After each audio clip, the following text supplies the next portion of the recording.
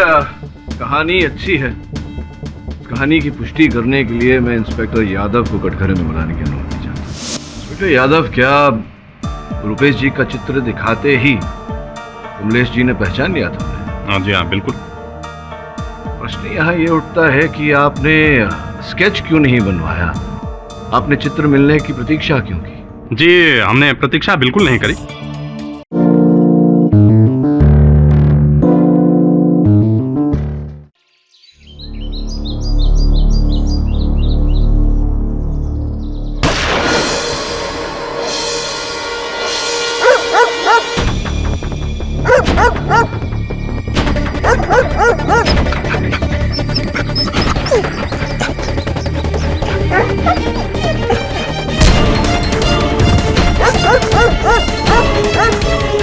भाई साहब, ये आपका चश्मा ये गिर गया था यहाँ।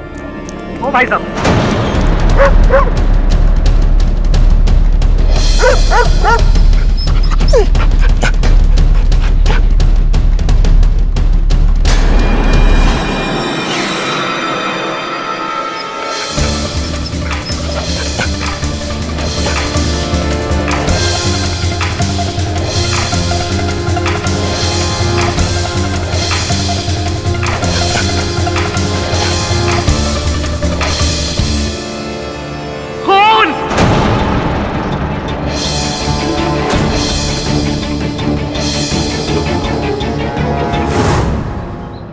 आसपास देखो, कोई सबूत छूटना नहीं चाहिए।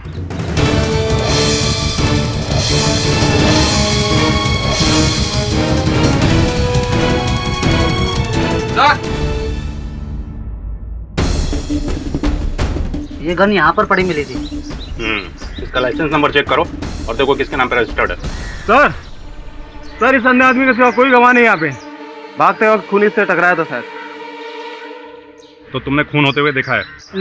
नहीं, वो टकराया था मुझसे हड़बड़ी में। खून ही तुमसे टकराया था? अब पता नहीं, शायद। क्या कर रहे हो यहाँ तुम? क्या नहीं तेरा काम हो रहा है यहाँ? चलो यहाँ से, उसको भगाओ इधर से। क्या बोलना, जल्दी बोलो। क्या? सर ये आदमी गूंगा और बहरा है, ना ही कुछ बोल सकता है ना ही सुन सकता है। तुमने कुछ देखा है? क्या देखा है?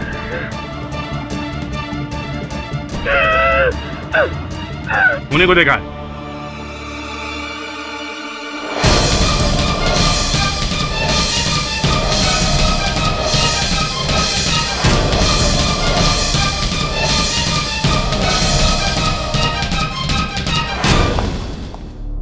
तो बंदूक का डिटेल्स मिल गया। ये उनका फोटो।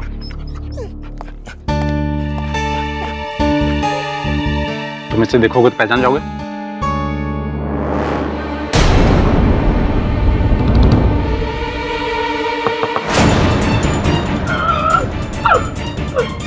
यही था। तुम उसे टच करोगे पहचान जाओगे? जी हाँ। हवलदार, गाड़ी निकालो। Good morning sir. Morning, how are you? Very well sir. Sir mister Rupesh Bajaj का फोन आया था। बहुत परेशान लग रहे थे। हाँ, क्यों? सर कह रहे थे कि अगर आपने उनकी मदद नहीं की तो उनको 50 करोड़ का नुकसान हो जाएगा। हद करता है रुपेश भी। कितनी बार उसे समझाया कि मैं क्रिमिनल लॉयर हूँ, डिवोर्स लॉयर नहीं। तलाक का केस नहीं लड़ सकता, समझता ही नहीं। पुराना दोस्त है मेरा, लेकिन इसमें मैं कैसे सहायता कर सकता उसकी? रुपेश, तेरी ही बात हो रही थी यार। तू समझता क्यों नहीं कि मैं क्रिमिनल लॉयर हूँ? डिवोर्स केसेस डैडी, अब ये डिवोर्स केस नहीं रह गया है, क्रिमिनल केस हो गया है। मेरी पत्नी का खून हो गया है और इन लोगों ने मुझे अरेस्ट कर लिया। प्लीज मेरी मदद करो। फोन ले लो इसका। चलो। रुपेश, क्या हुआ सर? डैडी मैं सच कह रहा हूं यार, मैंने ये खून नहीं किया है। मैंने रेणुका को नहीं मारा है। तू कैसी बातें कर रहा है रुपेश? तुझे बरसों से जानता हूं मैं जानता हूं तू हत्या नहीं कर सकता। तू बैठ।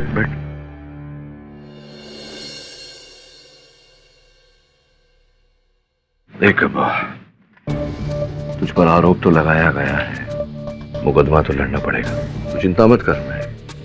मैं जानता हूं निर्दोष है, तो साबित भी करूंगा अदालत में। लेकिन मुकदमा लड़ने के लिए मुझे जानकारी चाहिए। ये बता कि अचानक ये लड़की तेरे जीवन में आई कैसे? तू तो जानता है केडी, ये मेरी दूसरी शादी थी। मोहिनी के मरने के बाद मैं एकदम अकेला हो गया था और अपने आप को पूरी तरह काम में मसरूफ कर लिया।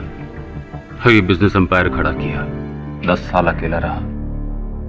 फिर अचानक एक दिन ऑफिस की पार्टी में मेरी मुलाकात रेणुका से हो गई।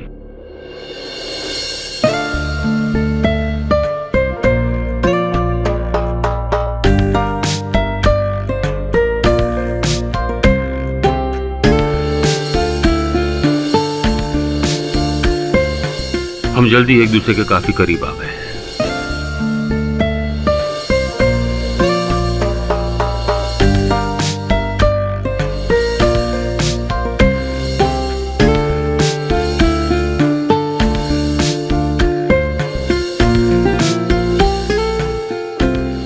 और जल्दबाजी में ही हम दोनों ने एक दूसरे से शादी कर ली।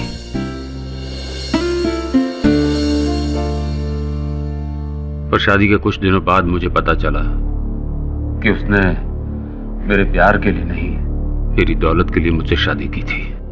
आखिर तुम्हें इतने पैसे चाहिए क्यों? बताओ मुझे। देखो रुपेश, मुझे तुम्हारे साथ कोई बहस नहीं करनी। चेक निकालो और साइन करो। नहीं, तुम्हें बताना होगा कि तुम्हें इतने पैसे क्यों चाहिए। देखो, या तो तुम पैसे दे दो या फिर क्या? अलग हो जाते हैं। Divorce Rupesh, let's get separated. उसकी तरफ से प्यार तो शायद शुरू से ही नहीं था और हमारे झगड़े दिन ब दिन बढ़ते गए। बेमतलब की लड़ाइयां हर रोज, हर वक्त।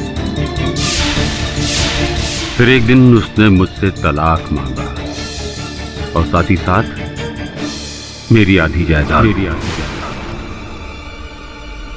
आधी जायदाद किस बिना पर मांग रही थी वो? तलाक तो उसने मांगा था। शादी से पहले एक दिन बातों ही बातों में मैंने उससे वादा कर दिया था कि मैं उसे आधी जायदाद की मालकिन बना दूंगा। बस तब से अब तक वकीलों के चक्कर काटता फिर रहा हूं। ये बता कि उस दिन हत्या के दिन क्या क्या हुआ था? रेणुका तेरे बंगले पे कैसे? तू कहाँ था? ये सब बता। उसने मुझे बुलाया था। उसने मुझे फोन पर कहा कि कुछ जरूरी बातें करनी है। फोन पर बताने को तैयार ही नहीं थी, तो मैंने उसे वहां जाने के लिए कहा। तूने बुलाया था उसे बंगले पे? हाँ, पर मैं वहां गया ही नहीं था। ये खून मैंने नहीं किया है केडी। ये लोग मुझ पर झूठा इल्जाम लगा रहे हैं। केस तो तेरा पेचीदा है रुपेश, पर तू चिंता मत कर। मैं जानता हूं कि तू निर्दोष है और तेरे दोस्त केडी पाठक के होते हुए किसी निर्दोष को सजा नहीं हो सकती। योर लॉर्डशिप, ये पैसा बहुत गंदी चीज है और जिस आदमी को इसकी लालच हो जाए, ओहो हो, उसके सामने तो रिश्ते की भी कोई अहमियत नहीं। पैसा एक आम आदमी के लिए जरूरत है तो रईस के लिए शौक होता है। हमारे आज के इस केस में इस बात पर खास ध्यान दिया गया, नजर डाली गई कि पैसे के लिए आदमी किसी भी हद तक जा सकता है और मिस्टर रुपेश बजाज ने पैसे के लिए अपनी पत्नी का खून कर दिया। Your lordship. Objection your honour. ये मुकदमा अभी प्रारंभ भी नहीं हुआ और अभियोग पक्ष महोदय मेरे मुवक्किल पर दोषी होने का आरोप लगा रहे। रुपेश जी और रेणुका जी का विवाह विच्छेद होने वाला, किंतु ये ऐसा कानूनी रीत से करना चाहते थे, हत्या करके नहीं। ये एक अच्छा वकील नियुक्त करना चाहते थे, इसी कारण से ये मेरे पास भी आए।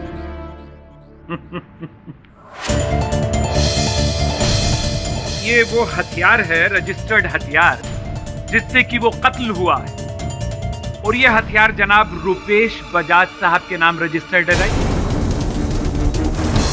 हुजूर, मेरे पास ये कुछ सबूत हैं, ये कागजात हैं जिस पर इनकी उंगलियों के निशानात भी पाए गए हैं इस हथियार पर। ये मैं आपकी नजर करता हूं। ये मेरा ही रिवॉल्वर है, पर मैं नहीं जानता कि ये मौका वारदात पर कैसे पहुंचा। एक बार मेरी गाड़ी में से सामान चोरी हुआ तो उसके बाद से मैं ये सिक्योरिटी के तौर पर रखने लगा हूं, लेकिन आज तक कभी इस्तेमाल नहीं किया। योर ऑनर, इनका रिवॉल्वर घटना स्थल पर कैसे पहुंचा इसके तो अनेक रास्ते में निकाल सकता हूं। तो ओके ओके ओके, एक मिनट। तो फिर जनाब केडी साहब, इसके बारे में आप क्या कहेंगे? योर ऑनर, ये रुपेश जी के बंगले की चाबियां हैं जहां पर रेणुका जी का खून हुआ था। क्यों रुपेश जी, ये आपके बंगले की चाबियां हैं ना? जी हाँ, ये मेरे ही बंगले की चाबियां हैं, पर मैं बहुत महीनों से वहां गया नहीं हूँ, पता नहीं कहाँ रखी थी। योर ऑनर, रुपेश जी का पूरा ध्यान इनके काम में रहता था। ये छोटी छोटी चीजें, चाबी कहाँ गई, चाबी कहाँ रखी हैं, गाड़ी कहाँ पार्क की, ये अक्सर भूल जाया करते थे। और इस बात की पुष्टि करने के लिए मैं रुपेश जी की सेक्रेटरी लीसा को कटघरे में बुलाने की अनुमति चाहता हूँ। अनुमति है।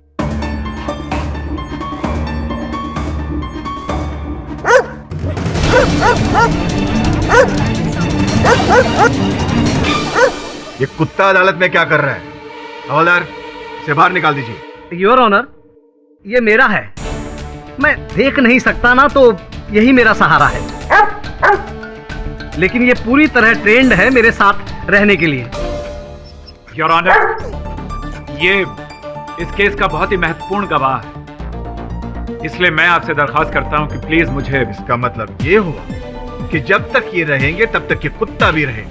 मैं इसे संभाल लूंगा, कोई परेशानी नहीं होगी, इसे यही रहने दीजिए प्लीज।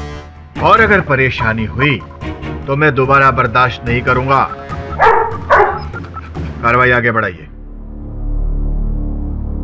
लीसा जी, आप रुपेश जी की सेक्रेटरी हैं, कैसे बॉस हैं रुपेश जी? बहुत अच्छे हैं। 15 इयर्स का वर्क एक्सपीरियंस है मेरे पास, लेकिन मेरे इंटायर करियर में इनके जैसा अच्छा बॉस मैंने कभी नहीं देखा। कभी किसी से ऊंची आवाज में बात नहीं की, कभी कोई बदतमीजी नहीं। सुना है कि इन्हें और इनकी स्वर्गीय धर्मपत्नी को अभी ने मिलाया था इन दोनों को। जी, यही मुझसे बहुत बड़ी गलती हुई।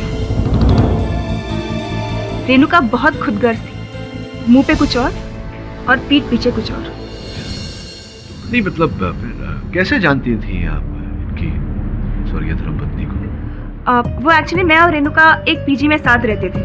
वो तभी एक स्ट्रगलिंग मॉडल थी। कुछ ही दिन में हम दोनों की दोस्ती हो गई, और फिर दोस्ती में रेस्टोरेंट्स, डिस्को, पार्टीज, कॉफी वगैरह। सहेली थी आपकी रेणुका। तो रेणुका को रुपेश जी से आपने कब मिलाया, कैसे मिलाया?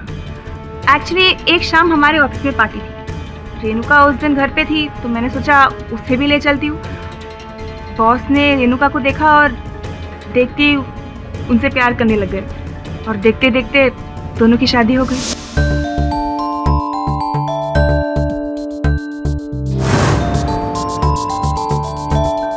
सच बोलो तो उस वक्त मैं बहुत खुश थी। मेरे बॉस और मेरी best friend, it's such a great feeling. Your witness prosecution.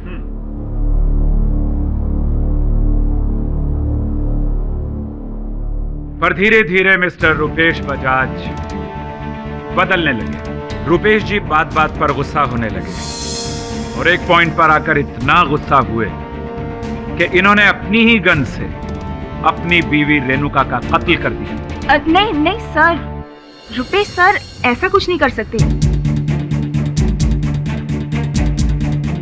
हाँ, माना कि शादी के कुछ ही दिनों में दोनों में दरारें पैदा हुई और लोगों ने भी ये जान लिया था, लेकिन रुपेश सर इन्होंने जो कुछ भी किया वो उनकी गलती नहीं थी। रुपेश सर बहुत अपसेट थे।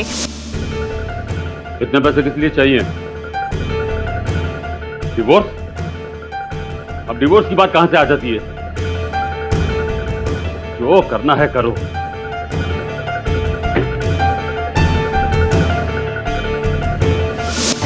आपका क्या मतलब है कि आप कुछ नहीं कर सकते? वो औरत मेरी आधी जायदाद मुझसे छीनना चाहती है।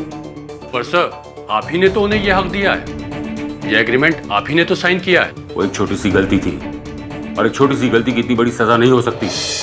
पूरे 50 करोड़ की बात कर रहा हूं मैं, कुछ करो। आई एम सॉरी, अब तो कुछ नहीं हो सकता। लगता है केडी के अलावा और कोई कुछ नहीं कर सकता मेरे लिए। योर ऑनर, शादी के कुछ ही दिनों बाद मिस्टर बजाज परेशान रहने लगे। इन्हें ऐसा महसूस होने लगा कि रेणुका ने इनसे शादी की है इनके पैसे के लिए, और पैसे ये देना नहीं चाहते थे। फिर इन्हें यह भी महसूस होने लगा योर ऑनर कि अगर तलाक हो गया तो हर महीने भारी रकम रेणुका को खर्चे के लिए देनी पड़ेगी। इसलिए इन्होंने उस तकलीफ को जड़ से ही खत्म कर दिया, यानी रेणुका का कत्ल कर दिया। नहीं, ये सच नहीं है। माना कि मैं उसके साथ खुश नहीं था, मगर मैंने उसका खून नहीं किया। मिस्टर बजाज, आप चुप रहिए। जब पूछा जाए तभी बोले। योर लॉर्डशिप, मैं इन्हीं के ऑफिस के पियन मिस्टर मयूर को यहां बुलाना चाहूंगा। इजाजत है।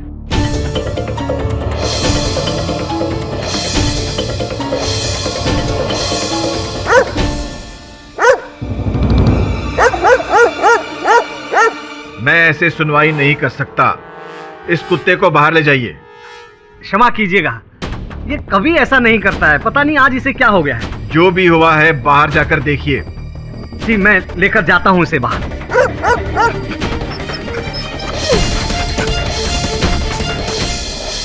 मयूर, जी सर। कत्ल से एक दिन पहले तुम ऑफिस गए थे?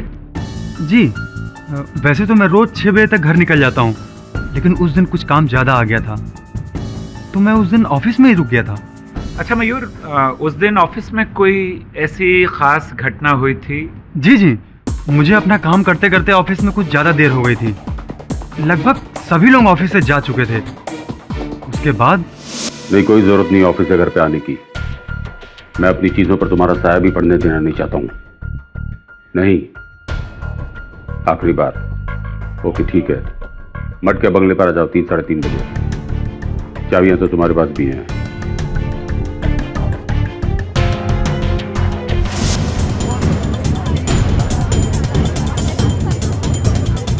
रुपेश ने बहुत कोशिश की कि मामला कोर्ट के बाहर म्यूचुअली सेटल हो जाए, लेकिन ऐसा नहीं हुआ। इनकी पत्नी रेणुका मानने के लिए तैयार ही नहीं। मामले को हाथ से निकलता देख रुपेश जी ने हमेशा के लिए रेणुका जी की जबान खामोश कर दी। मैंने मिलने के लिए नहीं बुलाया था उसे, उसने मुझे बुलाया था, और मैंने ये खून नहीं किया। देखिए बजाज साहब, आपको 12 ताकीद की जा चुकी है, इल्तिजा की जा चुकी है कि आप तभी जवाब दें जब आपसे पूछा जाए। मैं बोलूं अगर आपको आपत्ति ना हो। जी प्लीज प्लीज। योर ऑनर, अभियोग पक्ष महोदय, ये जो 2 और 2 को जोड़कर 5 बना रहे हैं, इसका कोई अर्थ नहीं है। रुपेश जी के विवाह विच्छेद का केस अदालत में चल रहा था, कुछ ही दिनों में परिणाम आने वाला था। इस मोड़ तक पहुंचकर वो अपनी पत्नी की हत्या क्यों करेंगे? अगर अपनी पत्नी की हत्या करनी होती तो पहले ही कर देते। जनाब केडी साहब, इसका भी जवाब है मेरे पास। मैंने अभी अभी अदालत को बताया और पहले भी बता चुका हूं कि इन्होंने 12 ये कोशिश की कि अपनी पत्नी से सुलह कर लें, लेकिन मामला सुलझ नहीं रहा था। मामले को उलझते देख योर ऑनर, बजाज साहब ने अपनी पत्नी को खत्म करने के लिए बहुत ही घटिया तरीके का इस्तेमाल किया। कुरैशी साहब, एक बात बताइए जी। क्या मेरे मुवक्किल के मुख पर मूर्ख लिखा हुआ है? मैं पूछ रहा हूँ क्योंकि अगर इन्हें हत्या करनी होती तो ये क्यों अपनी पत्नी को अपने ही घर बुलाते, उनकी हत्या अपनी ही लाइसेंस रिवॉल्वर से करते, ताकि सारे साक्ष्य इनके विरुद्ध संकेत दे। लेकिन अक्लमंद लोग ही कभी कभी बेवकूफाना हरकत किया करते हैं केडी साहब। वैसे फॉर योर काइंड इंफॉर्मेशन, मेरे पास 2 बड़े पुख्ता सबूत हैं जनाब। अदालत से मैं गुजारिश करूंगा कि 2 ऐसे गवाहों को मैं बुलाना चाहूंगा जो कत्ल के वक्त वहां मौजूद थे जहां बजाज साहब अपनी बीवी का कत्ल कर रहे थे। पहले गवाह संतोष कुमार। सर, वो मैं बंगले के बाहर बस स्टॉप पर खड़ा था। अचानक गोली चलने की आवाज आई। टफी मेरे को उस तरफ लेकर गया और इसी हड़बड़ाहट में मैं उस आदमी से टकरा गया। संतोष, कुछ याद आता है कैसा था वो आदमी? मतलब उसका शरीर, क्या बनावट, क्या कैसा था? जी हाँ, वो हट्टा कट्टा था। योर ऑनर, इनके विवरण के अनुसार तो वो व्यक्ति मैं भी हो सकता था। हट्टे कट्टे सैकड़ों लोग हैं इस शहर में, कोई भी हो सकता था। वेल केडी साहब, मेरे पास एक और भी सबूत है। एक मिनट। संतोष, जब तुम उनसे टकराए हट्टे कट्टे आदमी से, उसने क्या पहना हुआ था? कहीं कोई बात याद आती है कि क्या था उसके शरीर पर? जी, वो उस दिन, हाँ, उन्होंने सूट पहना हुआ था। Just a moment.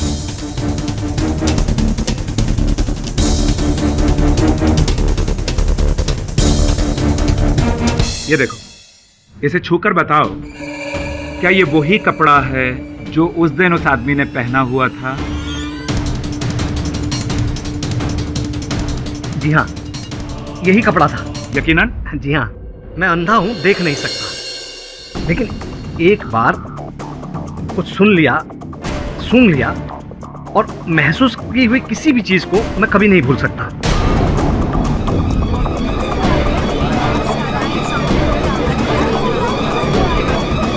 Order order, silence in the court please. Rupesh ji, आप ही का सूट है ना? जी जी, पर उस दिन भी आपने यही सूट पहना हुआ था जिस दिन आपने अपनी पत्नी का कत्ल किया था, यस? योर ऑनर, फिर से बहुत ही कमजोर दलील। इस कपड़े के थान में से ऐसे सैकड़ों सूट बने होंगे। जी केडी साहब, एक और पुख्ता सबूत है मेरे पास। संतोष, तुमने अपने बयान में कहा था कि उन्होंने खास तरह की परफ्यूम लगाई हुई थी। क्या परफ्यूम थी? जी हाँ, एंजल परफ्यूम का एक्वा फ्रेश वर्जन था वो। जज साहब, अब मैं लीजा से कुछ सवाल करना चाहूंगा। लीजा, ये रुपेश जी को एक अजीब आदत है। तुम तो इनके साथ काम करती हो, तुम्हें तो पता होगा। ये परफ्यूम के बारे में कुछ अजीब सी आदत है इनकी। जी, एक्चुअली रुपेश सर को भूलने की आदत है। कभी कभी एब्सेंट माइंडेडली वो अपनी बीवी का परफ्यूम लगाकर ऑफिस आ जाते थे। योर ऑनर, एक हट्टा कट्टा आदमी ऐसा ही, मेरा मतलब है वैसा ही मटेरियल पहने हुए, वैसा ही परफ्यूम लगाए हुए इन्हीं के बंगले से खून करके भागता है। ये कोइंसिडेंस की कुछ ज्यादती नहीं हो गई?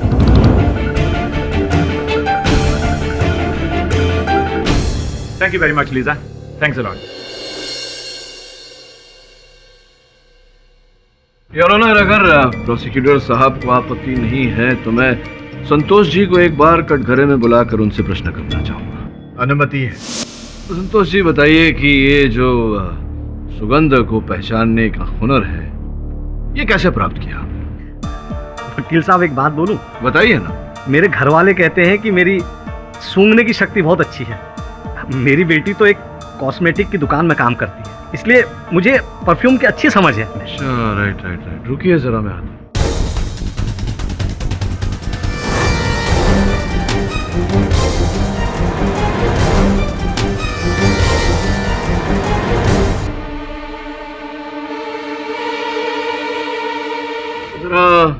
ये सूंघकर पहचान के देखिए, ये वही है जो उस दिन उस व्यक्ति ने लगाया था जो आपसे टकराया था? वकील साहब, आप ना मुझे फंसा रहे हैं। ये वो नहीं है, ये तो कूल कंफर्ट का हॉट एंड स्पाइसी वाला परफ्यूम है। अरे क्षमा कीजिएगा, भूल हो गई मुझसे। ये वाला है, देखिए, ये वाला ही है ना? ये भी नहीं है जी, ये एक्वा फ्रेश वर्जन ही है, लेकिन दूसरी कंपनी का है।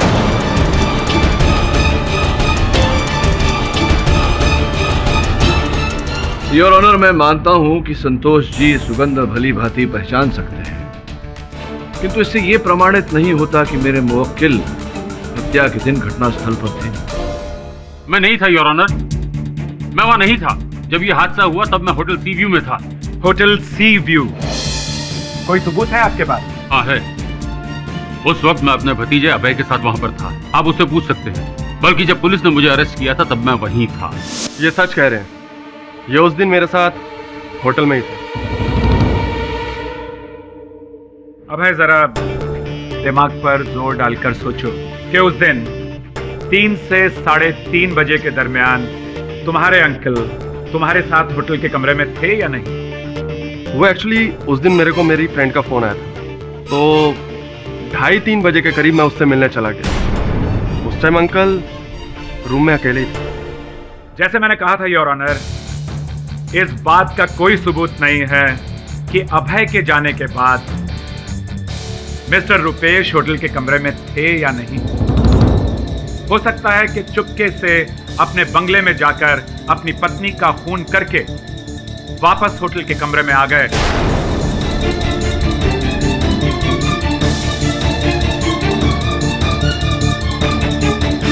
और सबसे बड़ी दिलचस्प बात तो यह है योर ऑनर कि इनका बंगला होटल सी व्यू से सिर्फ 5 मिनट की दूरी पर है। योर ऑनर, अगर मेरे पास रुपेश जी के उस होटल के कमरे में होने का कोई सबूत नहीं, तो अभियोग पक्ष के पास भी इनके घटनास्थल पर होने का कोई सबूत नहीं? सबूत है केडी साहब मेरे पास। योर ऑनर, मैं अपने अगले चश्मदीद गवाह कमलेश प्रधान, जो गूंगे और बहरे हैं, उन्हें कटघरे में बुलाने की इजाजत चाहूंगा। इजाजत है? योर ऑनर, ये मिस प्रतीक्षा है, इंटरप्रेटर। कमलेश की साइन लैंग्वेज अदालत को समझाएंगी। प्रतीक्षा जी, पूछिए जरा, उस दिन इन्होंने क्या देखा?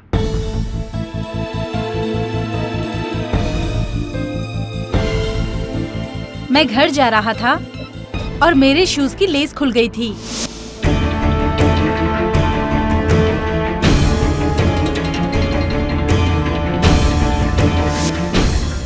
योर ऑनर, मैं इनसे पूछना चाहता हूं कि अगर इन्होंने हत्यारे को देखते ही पहचान लिया तो फिर उसे पकड़ा क्यों नहीं?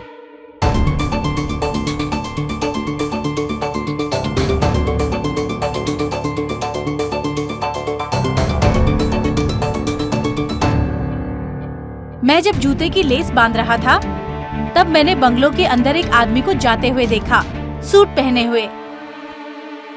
फिर मैंने अपने जूते की लेस बांधी और वहां से चला गया।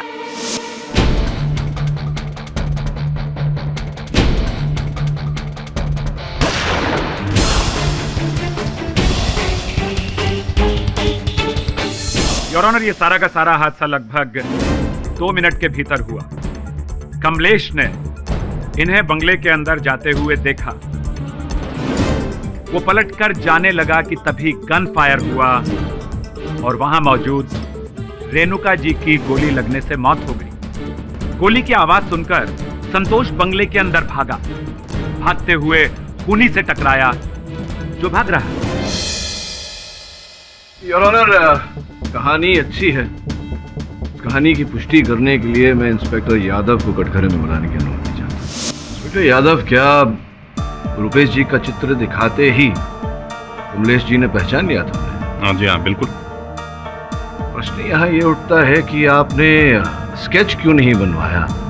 आपने चित्र मिलने की प्रतीक्षा क्यों की? जी, हमने प्रतीक्षा बिल्कुल नहीं करी, बल्कि तुरंत स्केच आर्टिस्ट को हम बुलाए और स्केच बनवाने लगे।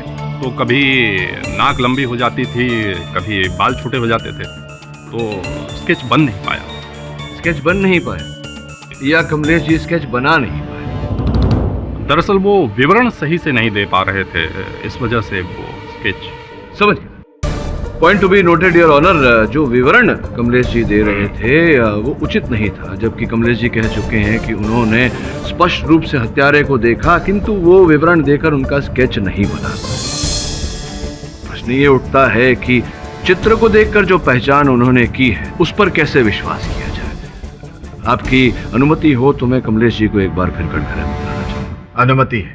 प्रतीक्षा जी, इनसे पूछिए कि चित्र देखकर जो इन्होंने हत्यारे की पहचान की थी उस पर हम विश्वास क्यों करें?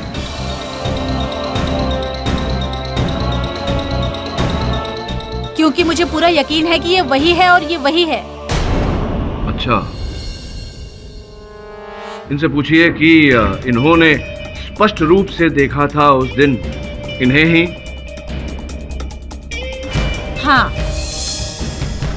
इन्होंने देखा था कि उस दिन वो व्यक्ति चश्मे पहने हुआ था कि नहीं?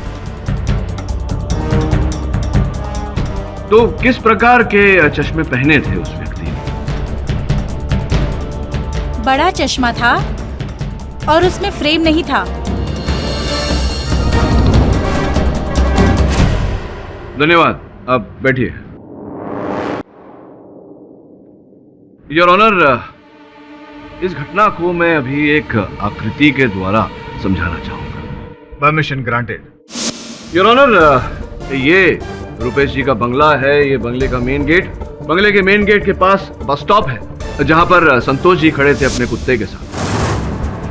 कमलेश जी यहां से आ रहे थे और संभवतः इसी गेट से उन्होंने हत्यारे को अंदर जाते देखा।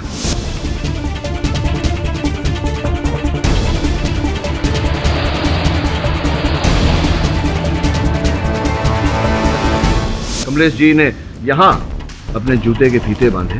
इसी समय संतोष जी जो यहां खड़े थे उन्होंने गोली चलने की आवाज सुनी।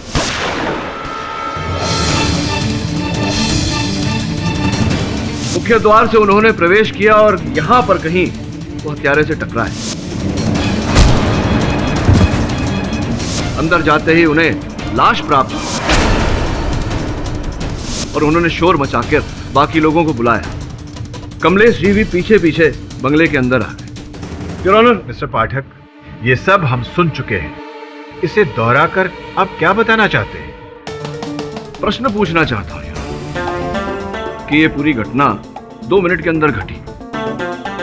हत्यारा अंदर गया, रेणुका जी की हत्या की, वहां से भागते हुए संतोष से टकराया और फिर वहां से भाग गया। इस समय में चश्मे कब बदले हत्यारे ने? चश्मा? ये चश्मा कहां से आ गया? यही प्रश्न तो मैं संतोष जी से करना चाहता हूँ, योर ऑनर। आपकी अनुमति हो तो उन्हें करना है। अनुमति है। संतोष जी, अपने कथन में आपने कहा था कि जैसे ही आपने बंगले के मुख्य द्वार से प्रवेश किया, आपसे हत्यारा टकराया, जिसके कारण आप नीचे गिर गए। कुछ समय तक हत्यारे का चश्मा आपके हाथ में आया था।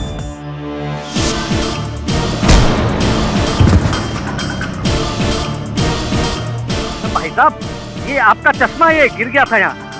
ओ भाई साहब, आपके कथन में आपने ये भी कहा था कि आप देख नहीं पाते, किंतु जिस चीज को एक बार आप महसूस कर लेते हैं, छू लेते हैं, उसे आप याद रखते हैं। जी बताइए, वो चश्मा कैसा था? आकार प्रकार कैसा था?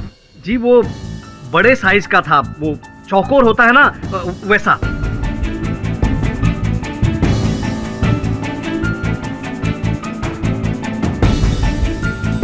बड़े साइज का चौकोर चश्मा। जी, धन्यवाद, बैठिए। योर ऑनर, दोनों गवाहों के कथन के बाद ऐसा लग रहा है कि या तो कमलेश जी ने किसी और ही व्यक्ति का वर्णन दिया है, उन्होंने ठीक से हत्यारे को देखा नहीं, या दोनों अलग अलग व्यक्तियों का वर्णन दे रहे हैं। आपका इशारा किसकी तरफ है? इनके जैसा सूट, इनके जैसा लेडीज परफ्यूम कोई और पहन कर आया था? ये तो मैं नहीं जानता योर ऑनर, किंतु इतना जानता हूं कि हत्यारा जो भी बड़ा शातिर है। एक ही बार में उसने रेणुका जी और रुपेश जी दोनों से अपनी दुश्मनी निकाल ली। रेणुका जी की हत्या कर दी और उस आरोप रुपेश जी को फंसा दिया। मुझे संदेह है योर ऑनर कि ये रुपेश जी के निकट का ही कोई व्यक्ति है, ना इनके बंदूक तक कैसे पहुंचता?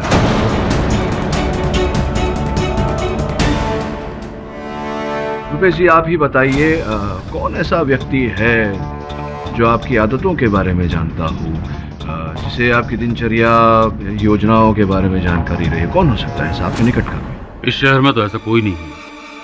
हाँ, मेरा भतीजा अभय और नम्रता है बस। और ऑफिस में सुनील पुरी मेरे करीबी है। सुनील पुरी जी, अच्छा।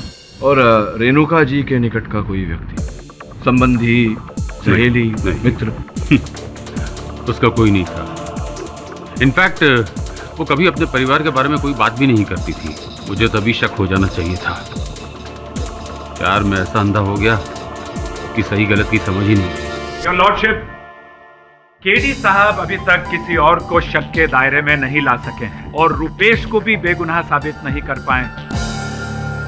तो फिलहाल रेणुका के कत्ल का आरोपी हम रुपेश को ही मानेंगे।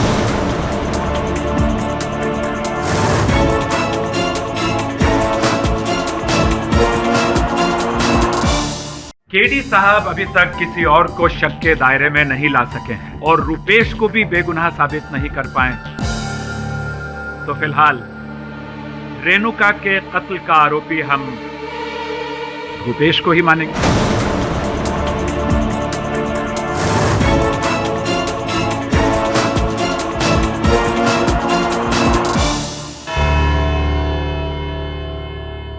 केस की पेचीदगी को समझते हुए यह अदालत मिस्टर पाठक को सबूत इकट्ठा करने के लिए 2 दिन का वक्त देती है। तब तक के लिए यह अदालत मुलतवी की जाती है।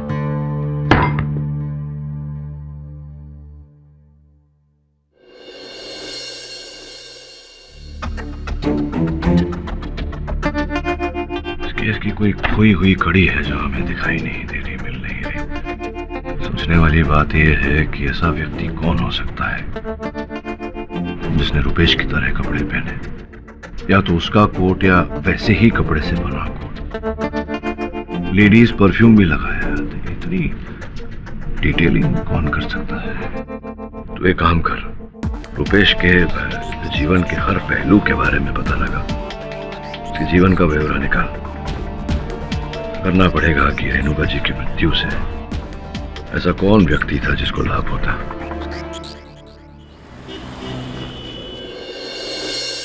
हाय, मेरा नाम वरुण है। मैं मिस्टर केडी पाठक का असिस्टेंट। हेलो सर, मैं आपकी क्या मदद कर सकता हूँ? मुझे ऑफिस की हर चीज़ चेक करनी है। जी बिल्कुल, ये सर का केबिन है, आप जो चाहे चेक कर सकते हैं। आइए please. Thank you.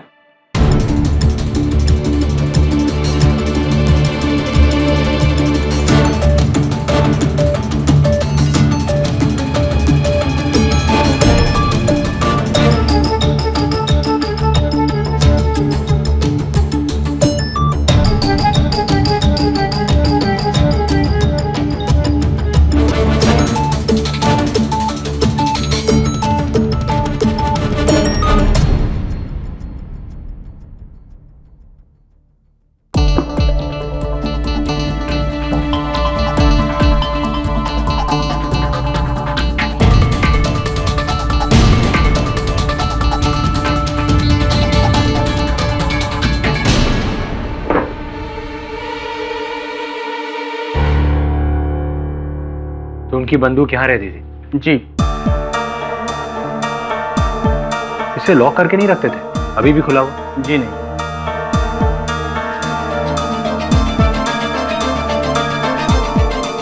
Oh, sir का पेन। Nice pen.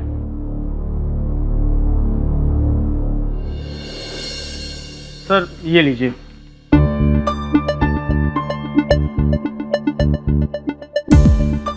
इस लिस्ट में सारे ऊपर से नीचे तक हर कर्मचारी के नाम और नंबर है। जी, सारे के सारे। अच्छा मिस्टर पुरी, मुझे एक बात बताइए, ऑफिस में वो कौन लोग थे जो मिस्टर बजाज की दिनचर्या के बारे में बहुत अच्छी तरह से जानते थे? मेरा मतलब ये है कि वो कब आते थे, कब जाते थे, किससे मिलते थे, कौन से डोर में क्या कहाँ रखते थे? सर, किसी एक व्यक्ति के बारे में इशारा करना तो बहुत मुश्किल है, क्योंकि मिस्टर बजाज कभी भी किसी चीज़ को कहीं भी रखकर भूल जाते थे, इसलिए सारे ड्रॉवर्स खुले रहते हैं। एक चीज़ को ढूंढने के लिए 10 जगह चेक करना पड़ता है। अब इसे ही देखिए ना। ये सब होने के 2 दिन पहले ही मिस्टर बजाज पूरी ऑफिस पर चिल्लाने लगे कि उनका पेन कहाँ गया। दरअसल ये पेन बहुत महंगा है, उनके एक दोस्त ने उन्हें प्रेजेंट किया था, और देखिए ये मिला भी तो सर के ड्रॉवर में। इसका मतलब ये हुआ कि उनकी चीज़ तक ऑफिस का कोई भी इंसान बहुत आसानी से पहुंच सकता था। जी। अच्छा, ऑफिस में कोई ऐसा इंसान जो उन्हें नापसंद करता था? मेरा मतलब मिस्टर बजाज ने किसी पर चिल्लाया हो या डांटा हो, कोई इंसान जो नाराज हो, उनसे बदला लेना चाहता हो। मेरा मतलब मिस्टर बजाज ने किसी पर चिल्लाया हो या डांटा हो, कोई इंसान जो नाराज हो, उनसे बदला लेना चाहता हो। बिल्कुल नहीं सर, मिस्टर बजाज कभी किसी के साथ बदतमीजी से पेश ही नहीं आए। इसलिए आप देखेंगे कि जितने भी कर्मचारी इस कंपनी को ज्वाइन किए हैं, आज तक वो यहीं टिके हुए हैं। ऐसे बॉस इस दुनिया में कहाँ मिलते हैं।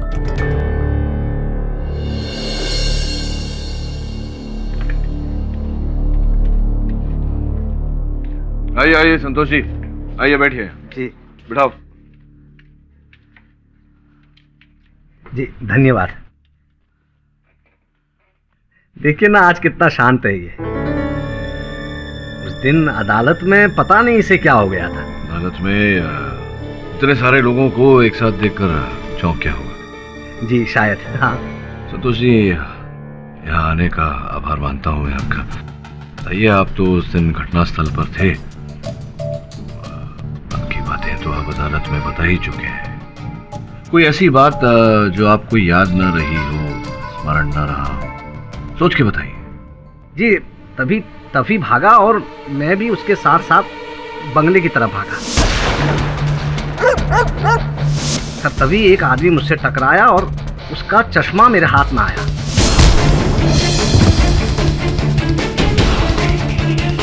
मैंने उस आदमी को उसका चश्मा लौटाया और मैं लाश की तरफ चला गया। ये सारी बातें तो आप अदालत में कह चुके हैं। मैं पूछ रहा था कि इनके अतिरिक्त अगर कोई बात, कोई घटना घटी हो, कोई वाहन गया हो। जी जी जी जी हाँ, मैंने एक आवाज सुनी थी।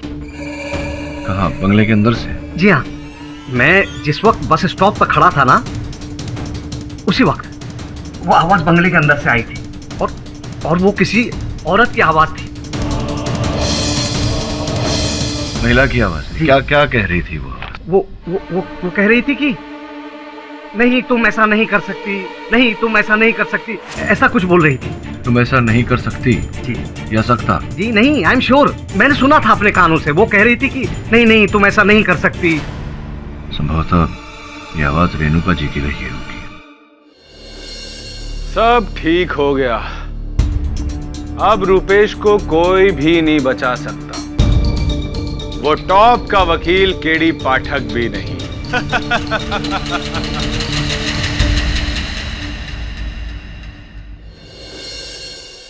हम जिस आदमी का पता लगाने की कोशिश कर रहे हैं वो आदमी नहीं, औरत है। तो संतोष जी के अनुसार उन्होंने संभवतः रेणुका को ये कहते सुना, तुम ऐसा नहीं कर सकती। इसका सीधा सीधा अर्थ ये निकलता है कि वहां बंगले के अंदर कोई पुरुष नहीं था, महिला थी। संभवतः यही वो खोई हुई कड़ी है जिसे हम ढूंढ रहे थे।